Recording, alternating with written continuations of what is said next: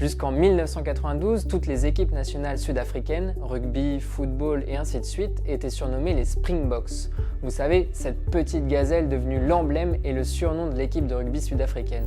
Mais depuis cette date, les joueurs de football de l'équipe nationale sont surnommés les Bafana Bafana, un surnom qui provient d'une autre langue parlée dans le pays, le Xhosa, et qui signifie « les gars, les gars ».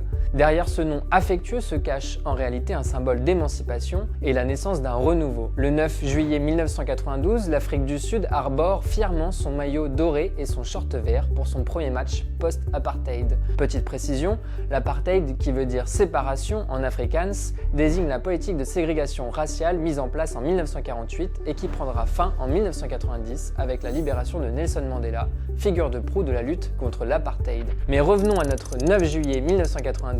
Ce jour-là, l'Afrique du Sud affronte le Cameroun en amical, un match qui se solde par une défaite 2-1, mais c'est à ce moment précis que le surnom voit le jour sous la plume de Sbu Mseleku, journaliste de Soweto. Un surnom qui reflète in fine la fraîcheur, la jeunesse et l'enthousiasme d'une nation qui veut se tourner vers le futur. Un futur, d'ailleurs, qui n'a pas tardé à sourire à la nation arc-en-ciel puisque les Bafana Bafana ont remporté leur première et unique Coupe d'Afrique des Nations à domicile en 1996.